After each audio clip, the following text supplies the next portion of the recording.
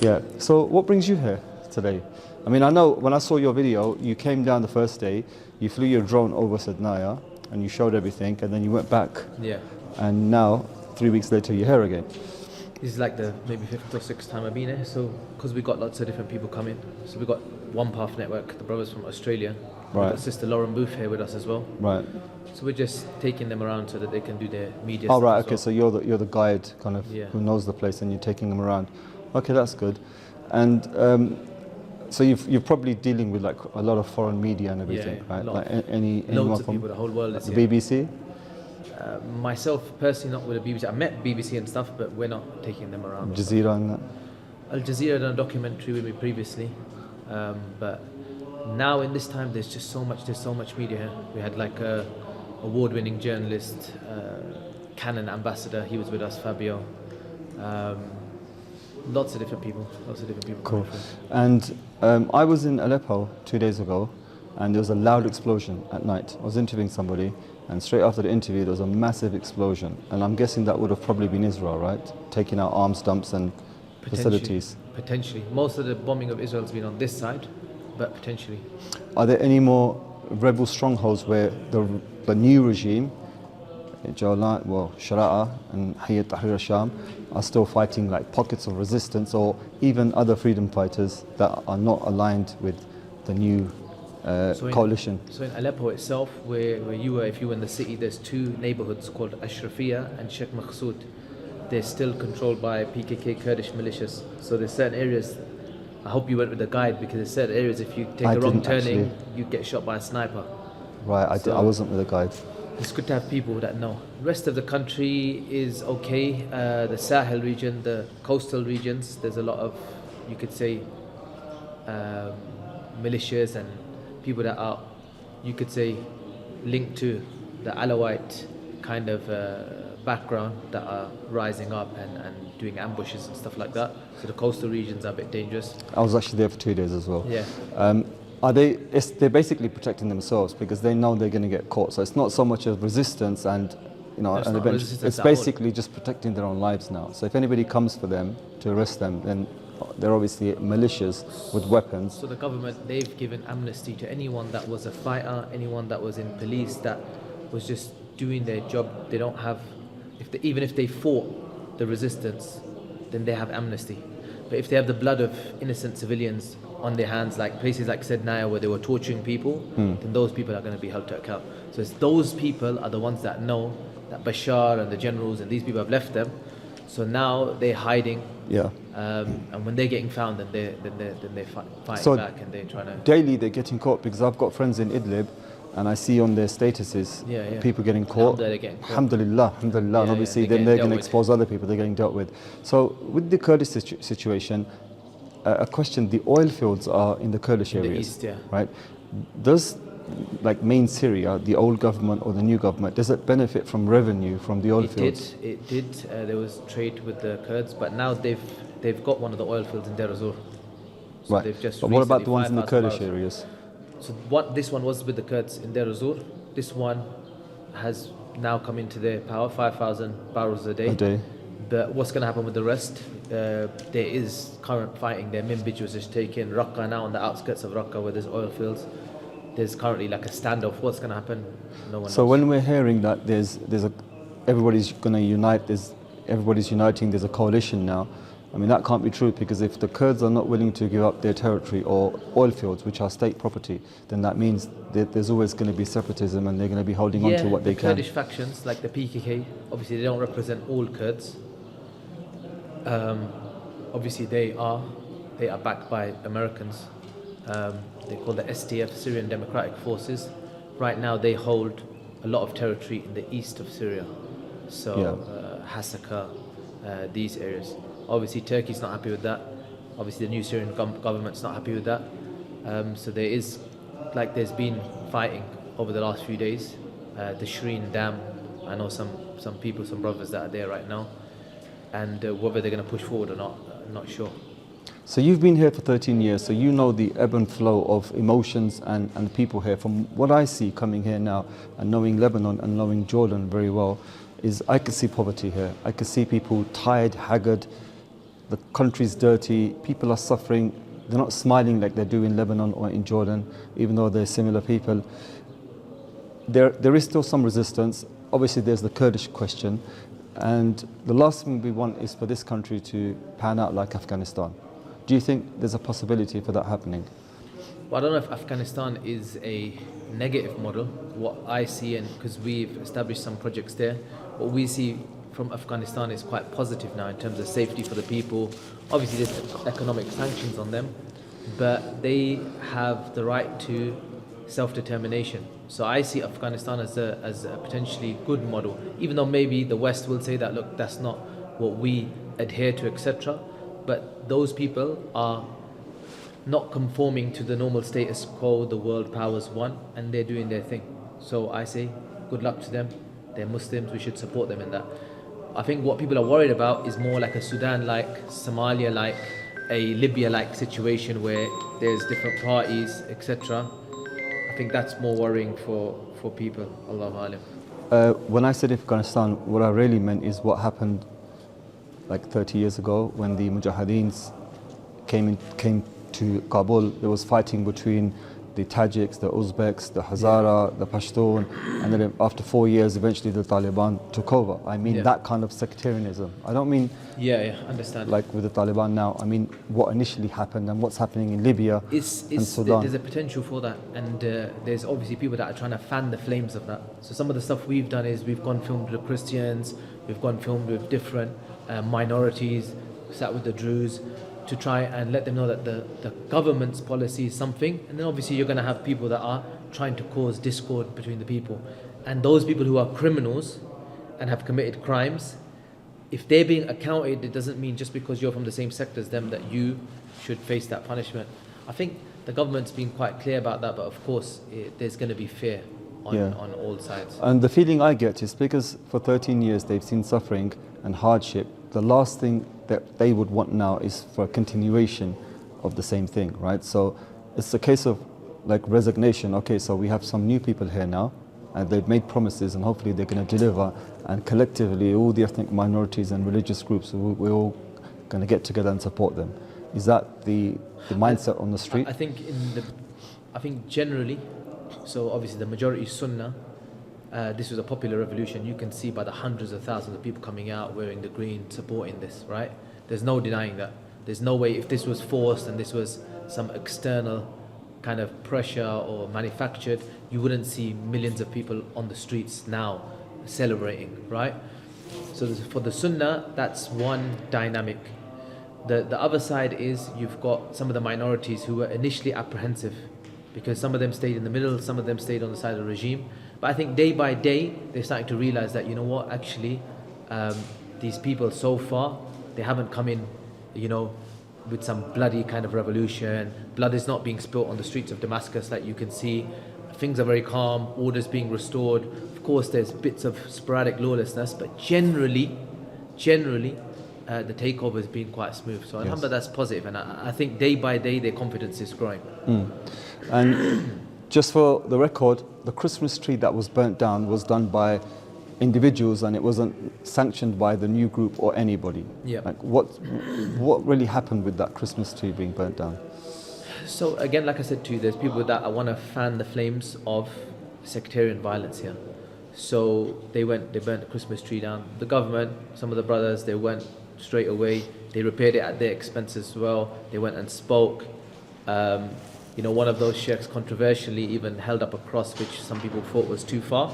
But they're really going to big lengths to show that, look, this is not a part of our policy. In Bab Tuma, which is the Christian neighborhood here in Damascus, they had massive protection. We covered that, where they were out in force, massive security to make sure that no one, harmed people in their celebrations. Is this the ethos of Hayat Tahrir al-Sham, playing the political card, or is this what they engender, as in these are their Islamic values? Because we know in Islam that Christians are allowed to build churches in their own areas. They're allowed to drink alcohol in their own areas. They're allowed to do what they do, and they have freedom of religion and expression. The Muslims have their own way of doing things. So a Christian is not allowed to go to church in a Muslim area, and the Muslims are not allowed to proselytize to them, not allowed to harass them, not allowed to, like try to take over their areas by force of building mosques and everything. So these are Islamic values that Hayat Tahrir al-Sham is upholding, or is it just a political card that they're playing for the sake of bringing in finance and trade deals with the rest of the world now, because they want to see some sort of moderation in Islam, especially with what came before with groups like Daesh, ISIS and Jabal al-Nusra. I mean, what I can say is HTS is definitely not a Daesh. There was Christians living in areas like Yaqubiyya and other places like that. I did a distribution 10 years ago in a church over there. Of course, there are some people in any community that have these extremist values. HTS, do they fully uphold these values?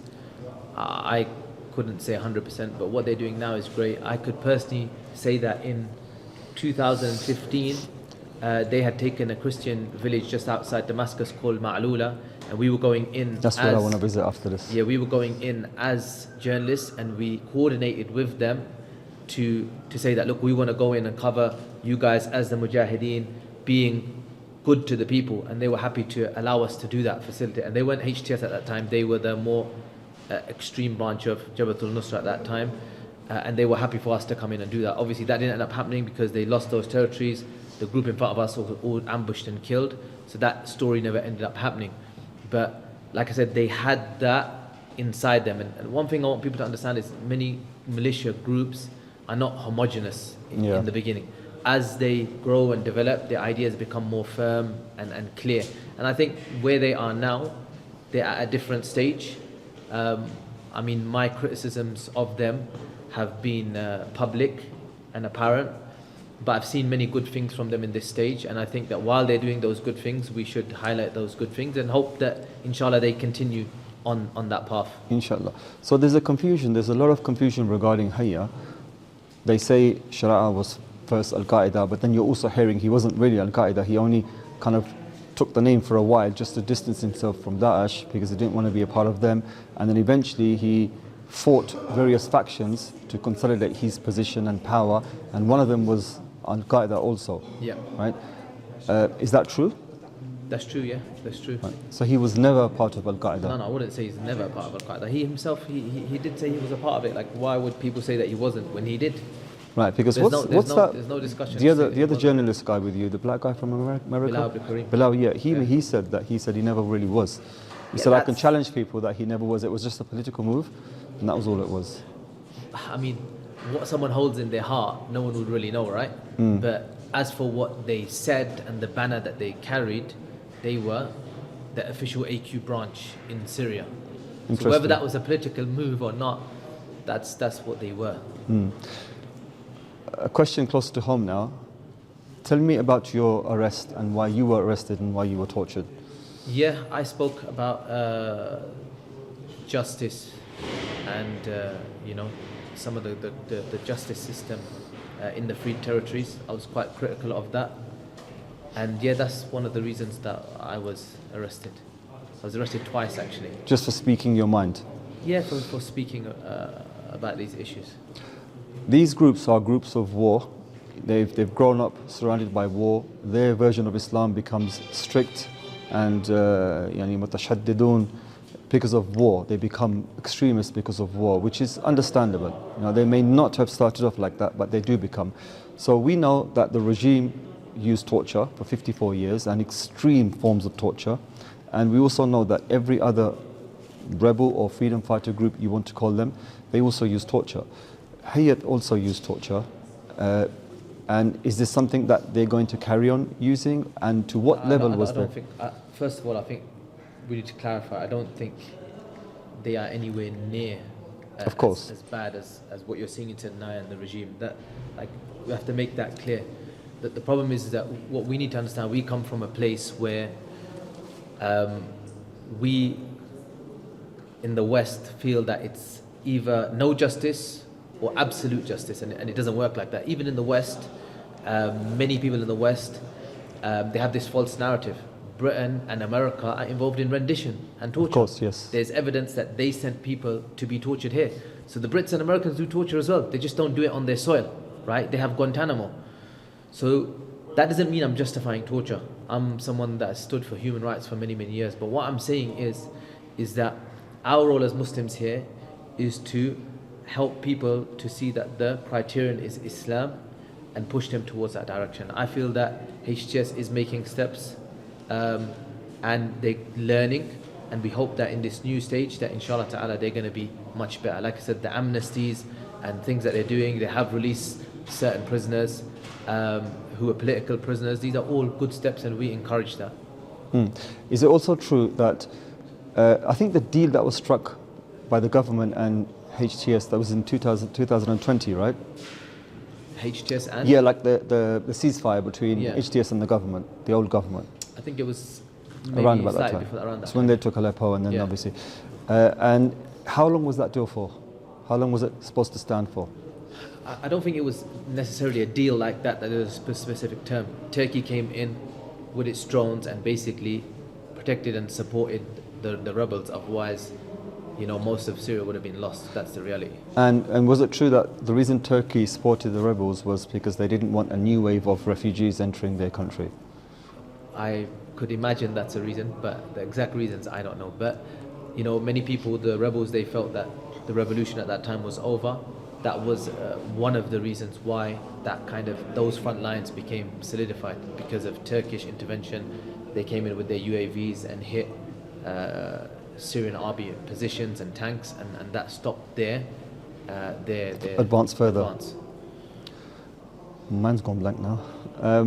What we doing for time, because these guys want to go, right? Yeah, I think we'll. Yeah. Okay. Put them with that, Yara. I don't know who's coming. Do not open it. It's fine. I just want to interject here. One thing, obviously, he spoke about the prisons. Now, I was doing the runaround while he was in prison. So I know a lot about HTS prisons and what was going on inside them. Where I feel is the questions now about what's happening to the Christians or what's happening outside, that's not the question we need to be asking. We need to be asking, are there secret prisons? Because where the secrecy is where the danger is. True. So right now, he's saying, okay, they were on a smaller scale. Things in that time since he was taken to now have escalated. There are stories, there are people. There's people who've been missing for 7-8 years now in the free territories. Now, if they're missing 7-8 years and they're not being released now, where are they? How did Sednaya start? It didn't start overnight. It started 54 years ago. So the thing is, the questions all what needs to be now being put to Jolani or Ahmed Shara and this government is, have you got those same people in power that were in power of the prison systems prior to taking Yes. over? Yes. Because he has put the same people in. When he was taken, they were telling me, Islamically it's allowed to torture. No, it's not. So are you now, what are the principles that you're basing your judicial system on? And then are you acting accordingly to it? We don't want to have this nice here now. We can put out Christmas trees and we can do this. No, in the reality, it's not what's outside sort of the picture that we want to put out. It's the reality of what was going on in here 54 years. Now everyone's here asking. He mentioned America, they don't do it on their own soil. They do. Afi Siddiq is a clear example of it. Yeah. So in the end of the day, why am I here today? Because we want to keep this reality alive. It's not a chapter that's closed and gone. It's now something we want to learn for so it doesn't continue. Sednaya closed a long time ago. What we're seeing now probably was 2018 was like the last people that were here, to be honest. There's writing on the walls from 2008, 2002. So in that time, prisons were being established elsewhere in Khan Sheikhun, which was under the Free Territories for a long part of the time. So yeah, I think it's just a matter of, especially us Muslim voices, have to put the pressure on that there does need to be, what is my English has gone really bad since I'm in Syria. What is the constitution that they're using now? Are there the rules that they're going to be followed, and who's going to be accountable for this? Because so far anyone who accounted them on this disappeared, or was imprisoned, or was silenced, or exiled. This is what this history repeating itself again and again. See, this is what I feel, because for 54 years, this is all they've known. This is everybody in Syria. If they think of a government, they're only going to form a government based on what they know, how a government functions. So that's torture, that's mukhabarat, that's limited rights, can't speak out, no rioting or no demonstrating. And in the free side, similar things were happening because it's the same people. Now, I saw a video of a secret grave site, like a mass grave dug up in Idlib region, right? And that was to do with Hayat. So I'm not. I agree with Tauqir here. I'm not saying in any way, shape, or form that anybody on that side had an institution as vast and as horrendous as this, right? But it does happen, and as Tauqir said, is we want freedom of human rights. We want human rights. Islam is all about human rights, and the, Christmas trees in their own place, mosques in their own places, everything in their own food. But the first thing is human dignity and human rights. Right to life, and a right to, this is a question. The right to breathe freely, people right? People are coming and asking about, okay, can people have protests, or can people wear, dress how they want to dress? Okay, right now we need to establish these people that were in these prisons. Look at the writings on the walls. They weren't allowed to pray. They didn't have the freedom to pray. They didn't have the freedom of belief, and that's your fundamental right. No one can take that away from you. So this whole, like, I spend a lot of time with people that were in prisons, people who has family members were killed. The freedom that everybody was asking for, this hurriya, was freedom for the prisoners. Where are the prisoners? Freedom from oppression. We haven't even answered that question. Where are those prisoners? And then again, now we've had the last 13 years of going through that same cycle again in Idlib, more so in the last 7 years past. So we're looking from 2018 onwards, the same questions are arising. Where's my loved ones? Where's my family? Where's my rights? People now are asking, are we going to have to stay quiet again? Yes. Because are we going to go through that same That's cycle the biggest that our fear, parents isn't went it? through and our grandparents went through? Yeah. We pray that it doesn't. We have to have hope. We have to have tawakkul in Allah. Definitely days are going to be better than they were In the past. a few weeks ago.